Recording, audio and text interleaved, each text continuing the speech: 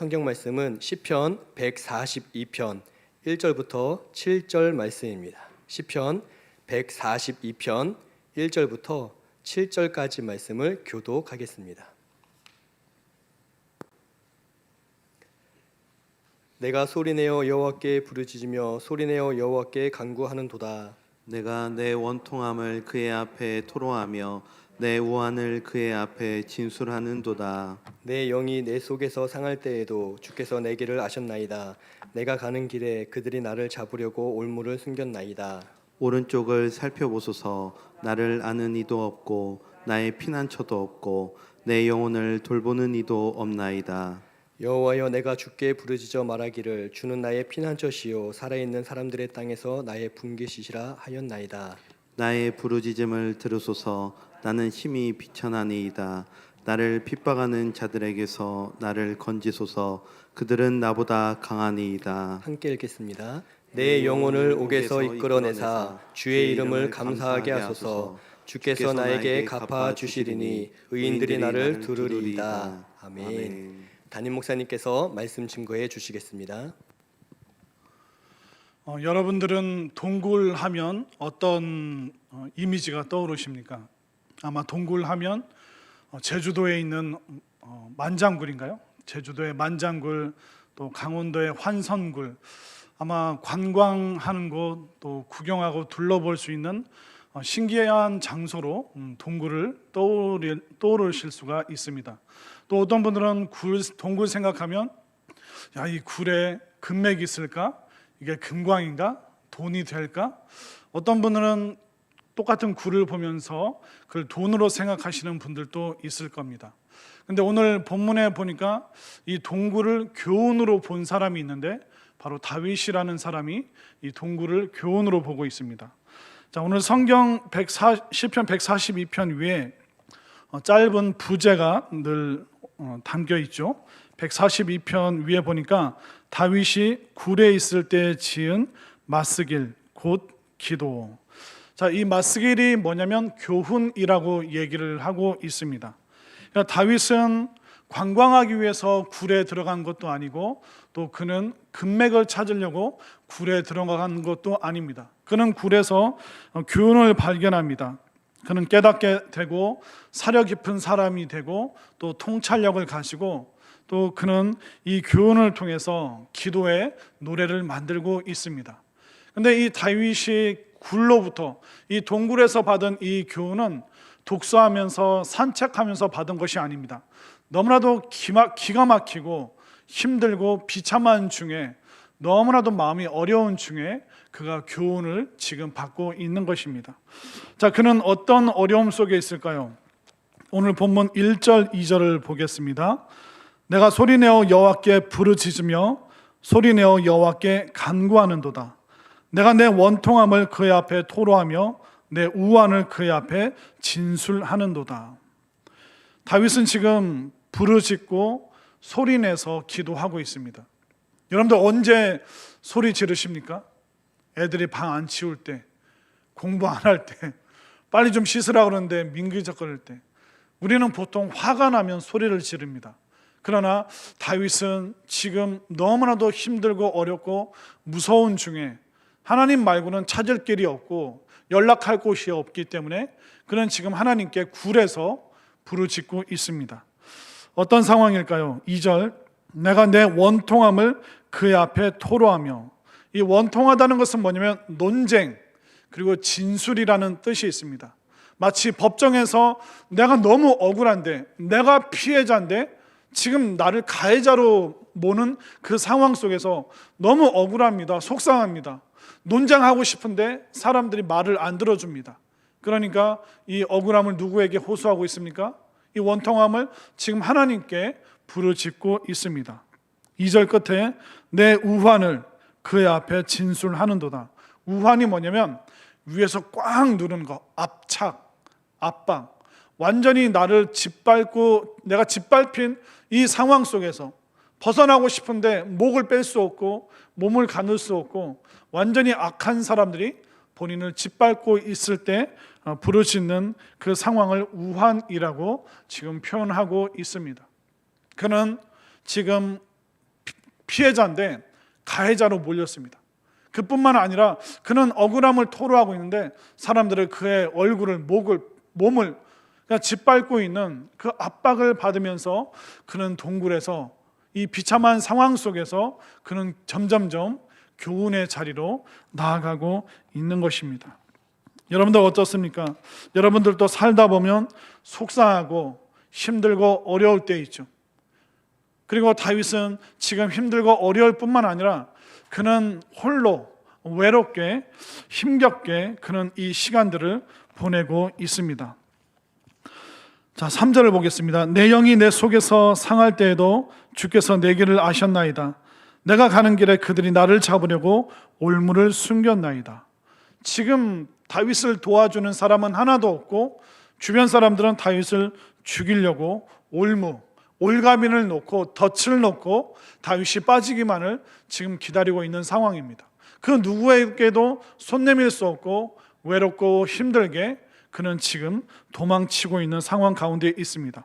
근데 문제는 뭐냐면 3절에 내 영혼이 내 속에서 점점점 상해가고 있습니다. 상처를 입고 있습니다. 지금 다윗은 육신적인 그런 외로움, 또 어떤 내가 생명의 위협, 이것뿐만 아니라 그런 시간이 지나면서 영혼이 상하는 그런 상황 가운데 있습니다. 다윗은 속으로 어떤 생각이 들었을까요? 어쩌다가 내가 이 지경까지 됐지? 나는 푸른 초장에서 그 아무것도 없는 그 속에서도 하나님께서 나의 목자 되신다, 나의 전부 되신다. 나 그때 그 어린 시절에도 그렇게 철이 일찍 들어서 하나님을 찬양했던 사람인데, 나는 골리앗 앞에서도 무섭지 않았고 용감했고 나는 어떤 상황이 와도 이겨낼 수 있는 사람이라고 했는데, 나 지금 신앙도 없고 믿음도 없고 정말 기도도 안 나와서 그냥 악을 쓰고 부르짖을 수밖에 없는, 나 지금 어쩌다 이 상황까지 내몰리게 됐지? 지금 사실 다윗은 지금 사울 왕의 그 추격을 피해서 어디까지 도망갔냐면 이 아둘람 굴까지 갔습니다. 근데 이 아둘람이 어떤 지역이냐면 이스라엘과 블레셋의 경계 선상에 있는 곳입니다. 지금의 어떻게 보면 38선 같은 곳입니다.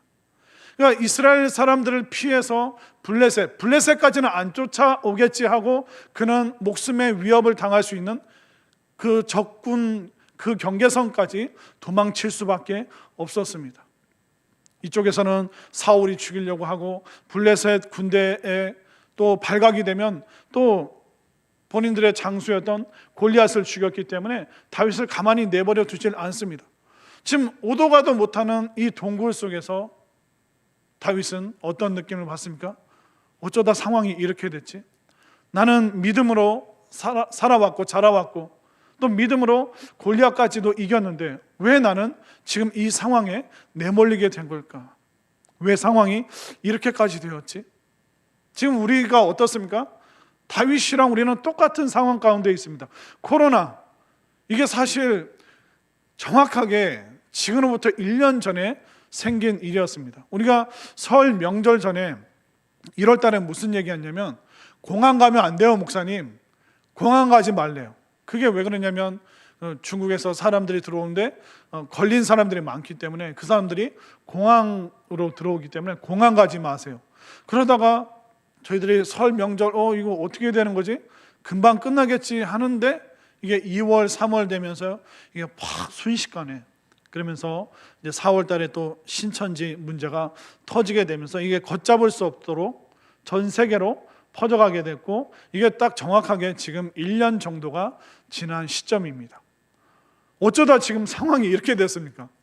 왜 우리가 집안에서 빼고는 밖에 나갈 때 걸어 다닐 때도 지금 마스크 안 쓴 사람이 없었습니다. 사실 저 솔직히 황사가 심할 때도 마스크 쓰라 그러면 사나이가 무슨 마스크, 뭐 감기 걸린 것도 아닌데 무슨. 근데 지금 마스크 안 쓰면 어떻습니까? 이상하잖아요. 핸드폰은 잊어버려도 마스크, 어떤 집 가보니까 그 현관문 앞에 나가면서 잊지 말자 마스크. 그 현관문 앞에 엄마, 아빠, 애들 그 마스크를 다 걸어놨더라고요. 야, 이거 아이디어 좋다. 책상에 있는 거 잊어버리는데 신발 신고 문 열고 나가면서 이거 마스크 쓰고. 아니 어쩌다 지금 상황이 이 지경까지 우리가 몰리게 되었습니까? 우리 대학생들, 작년에 대학교 들어간 학생들 캠퍼스 못 밟아봤대요. 뭐 실기 연습이나 또 운동해야 되는 그런 친구들은 학교를 몇 번 가봤는데 작년 1학년이었던 학생들 그 캠퍼스의 그 푸르름, 그 싱그러움 그 하나도 못 느끼고 그냥 모니터로 교수님 만나고 친구들 만나본 적도 없다고 합니다. 그 학생들이, 청년들이 밖에서 그 자유함을 지금 못 누리고 있습니다. 우리 자녀들은 어떻습니까? 빛나는 졸업장을, 다시는 오빠인가요? 언니인가요?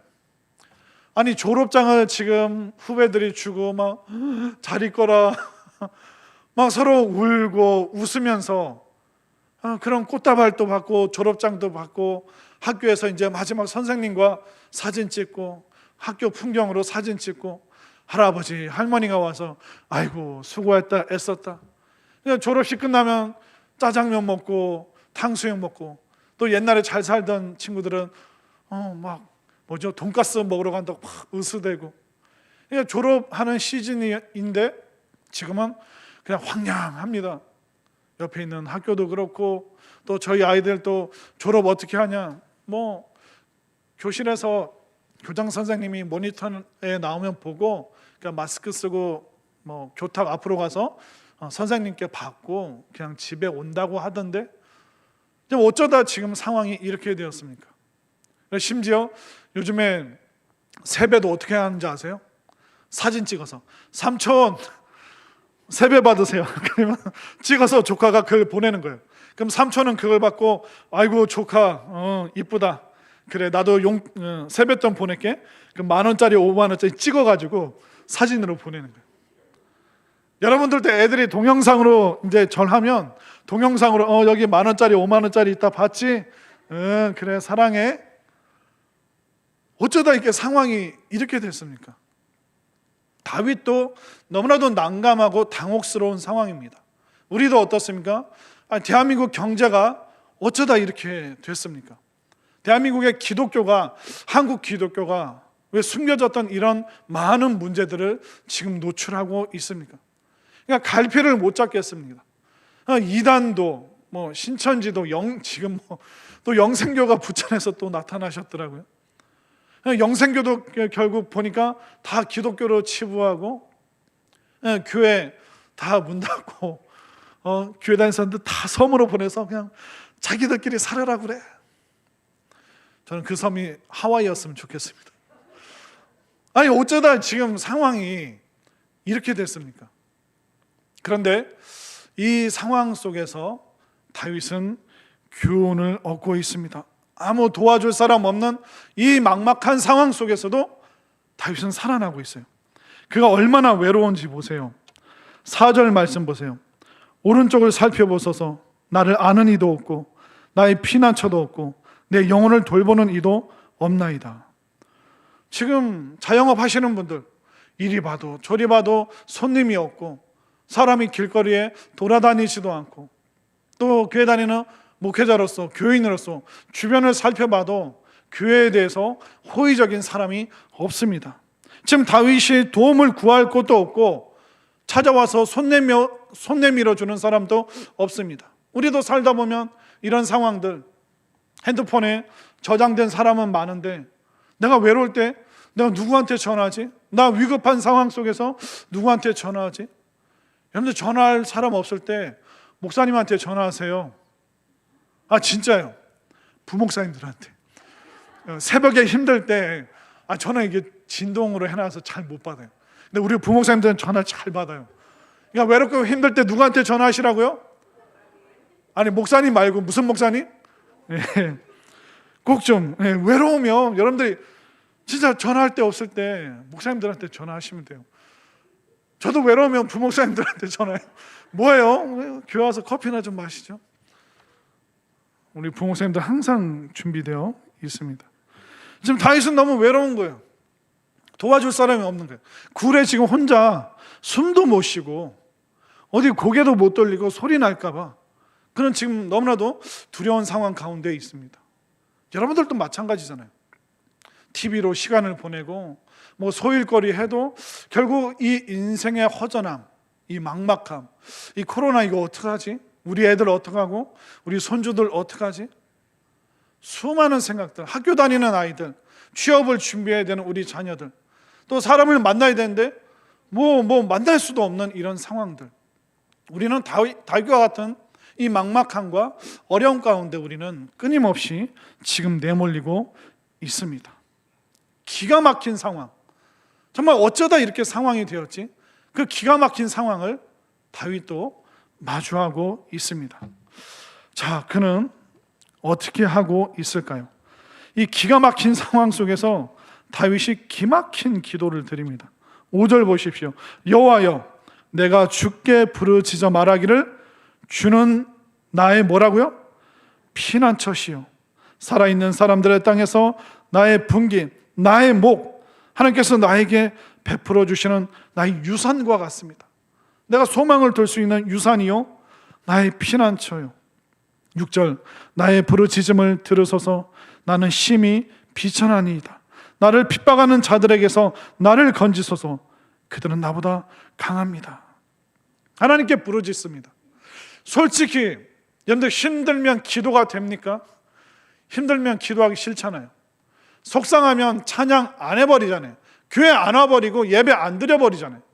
그러나 이 힘들고 막막하고 외롭고 숨도 못 쉬는 이 비참한 상황, 어쩌다 나 이렇게 됐지? 그러는 상황 속에서, 기가 막힌 상황 속에서 다윗은 뭐합니까? 기막힌 기도를 하고 있는 거예요. 동굴에서 벌벌 떠면서 그 겁쟁이 같은 다윗이 하나님이 나의 피난처십니다. 하나님이 나의 유산 상속과 같은 존재이십니다. 내가 미래의 소망 둘 곳은 하나님밖에 없습니다. 그는 기도하고 싶지 않은 상황 속에서, 아니 기도가 안 나오는 상황 속에서 기막힌 기도를 하나님께 지금 올려드리고 있는 거예요. 놀랍지 않습니까? 우리는 이 코로나, 중국을 원망하고 정부를 원망하고 다른 교회를 원망하고 정말 분별력 없고 지혜롭지 않은 사람들은 막 우리는 그냥 짓밟듯이 씹고 싶은 그런 상황. 기도도 안 나오고 교회 가서 예배 드리고 싶지도 않고 찬양은 내 마스크를 뚫고 나오지도 못하고 그냥 기도가 안 되는데도 어떻게 하고 있습니까? 다윗은 기도하고 있는 거예요. 부르짖고 있는 거예요. 하나님 살려달라고. 하나님이 나의 피난처라고. 하나님이 나의 전부라고. 기도하고 싶지 않은데도 그는 기도를 지금 하고 있는 거예요. 얼마나 기막힌 이 고백을 하고 있습니까? 기가 막힌 상황 속에서도 그는 하나님께서 들으시기에 기막힌 기도를 올려드리고 있습니다. 그뿐만 아닙니다. 7절, 내 영혼을 옥에서, 내 영혼을 감옥에서 이끌어내사 주의 이름을 감사하게 하소서. 감사할 상황이 아니에요. 골리앗도 물리치게 하신 하나님께서 왜 저 사울을 왜 안 죽이시고 나는 도망 다녀야 되고, 감사가 어디 나올 수 있습니까? 그러나 그는 오히려 하나님께 감사하고 있습니다. 그리고 주께서 이 모든 것을 갚아주시고 결국 의인들이 아무도 없지만, 핸드폰으로 연락할 사람 하나도 없지만 하나님을 의시하고 기도하는 그 의인들을 하나님께서 결국 나에게 보내주셔서 나를 살려주실 것이다. 그는 그렇게 고백하고 있습니다. 여러분들은 기가 막힌 상황 속에서 어떻게 합니까? 기도를 포기해버리는 거 아닙니까? 찬양은 꺼내지도 못하고 예배 자리 가는 거 머뭇거리고 있고. 그러나 기가 막힌 상황 속에서도 다윗은 기막힌 기도를 했기 때문에 그런 정말 멋진 믿음의 영웅이 될 수 있었던 것입니다. 우리가 잘 될 때도 하나님 찬양해야 되지만 잘 안 될 때도 하나님 찬양해야 될 줄로 믿습니다. 우리는 건강할 때도 기도해야 되지만 건강하지 않을 때도 기도해야 될 줄로 믿습니다. 우리는 코로나 이전에도 예배 드렸지만 코로나 중에도, 코로나가 끝나도 우리는 신실한 그 믿음의 자리에서 하나님께 예배 드려야 됨을 분명히 믿으시기를 바랍니다. 상황은 비참하고 어려울 수 있습니다. 그러나 하나님의 은혜는 끝이 없어요. 하나님의 은혜는 충만합니다. 정말 가득하고 넘칩니다. 다윗도 그 기가 막힌 상황 속에서 기막힌 기도를 통하여 그가 살아나고 은혜 받고 축복받았다면 우리도 마땅히 이 기가 막힌 상황 속에서 놀라운 기도를 올려드릴 때 하나님께서 들으시고 응답하시고 우리에게 축복의 문을, 우리 자녀들에게 합격의 문을, 또 우리에게 은혜와 건강의 문을 활짝 열어주시는 것을 분명히 믿으시기를 바랍니다. 다윗은 이 어려운 상황 속에서 그런 동굴에서 교훈을 받고 있습니다. 기도하고 싶지 않아도 기도해야 되는구나. 찬양이 안 나와도 내가 찬양해야 되는구나. 예배 자리 가기 어려워도 내가 모니터가 되었던, 현장 예배가 되었던 내가 예배 자리로 가야 되는구나. 제가 미국에 있을 때 몇 번의 이제 지진을 경험했는데 이게 지진을 겪고 나서 이제 무서워서 이제 목사님들과 그런 얘기했더니 목사님들이 빙긋 웃으면서 사실 지진이 자주 좀 왔으면 좋겠다. 아니 그게 무슨 말씀이냐고. 그때는 이제 전도사 시절에 이전도사 지진 나잖아. 그럼 사람들이 교회 많이 와. 사람들이 갑자기 교회로 막 오고 헌금도 되게 많이 늘어난다. 그리고 새벽에 사람들 기도하는 소리가 훨씬 높아져. 진짜 제대로 기도한다. 그 흔들리면서 진짜 여러분들 지진 못 겪어보셨죠? 죽겠더라고요. 어떻게 이 토대가 다 흔들려 버리니까 어떻게 할 수가 없는 거예요. 차로도 못 가고 뭐 건물에서 나갈 수, 이거 그냥 이렇게 죽는구나. 그러니까 사람들이 죽음을 경험하니까 하나님을 찾는 거예요. 막 정신없이 돈만 보고 살다가 죽음 앞에 서니까 인생이 아무것도 아니구나. 그러니까 예배 자리로 뛰쳐나오는 거예요. 하나님 살려달라고. 정말 흔들리면 다 없어질 수 있구나.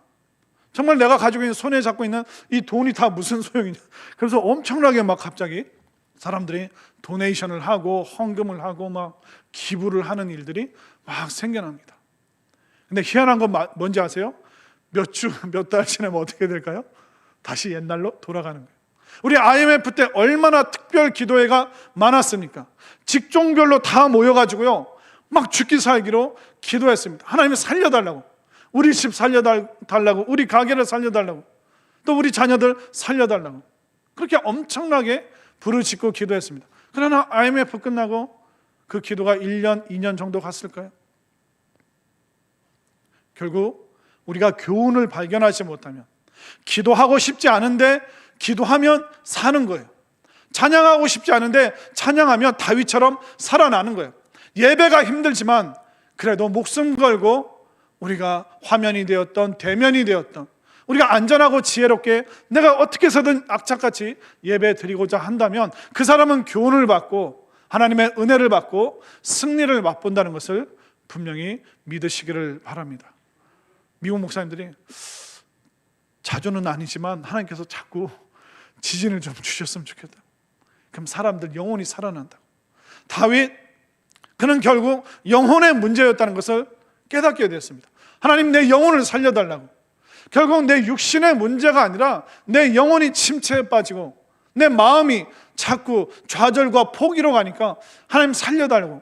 그런 기도하고 싶지 않은 속에서도 영혼이 살기 위해서 끊임없이 부르짖고 간구하고 피난처 되신 하나님, 아무 사람도 소용이 없기 때문에 그는 하나님께 정말 죽기 살기로 이 아둘람 굴에서 그는 기도하면서 하나님의 은혜를 깨닫고 수많은 교훈을 그가 체험했기 때문에 그는 이 놀라운 고백을, 이 기도의 교훈을 오늘 우리에게 주고 있는 것입니다. 이 코로나로 어렵지요. 기가 막히죠. 어쩌다 이 상황이 이렇게 됐을까? 근데 이때 더 여러분들이 기도의 자리로 가시고, 우리가 함부로 아무나 만날 수 없잖아요. 아무 데나 못 가잖아요. 그러니까 누굴 찾을 수 있습니까? 하나님을 찾고 더 기도할 수 있는, 어떻게 보면 더 좋은 신앙의 진보를 이룰 수 있는 그 기회가 지금 이때라는 것입니다. 다윗은 그 동굴 속에서 놀라운 교훈을 발견했습니다. 우리가 코로나라는 이 어두운 터널, 이 속에서 여러분들이 다윗처럼 정말 기도하고 찬양하고 부르짖고 하나님과 더 가까워질 수 있는 놀라운 은혜를 통하여 이 기가 막힌 상황 속에서도 기막힌 기도를 통하여 여러분들이 기도의 은혜, 기도의 능력, 기도의 승리, 기도의 축복을 맛볼 수 있는 다윗과 같은 놀라운 간증의 주인공이 되시기를 간절히 소망합니다.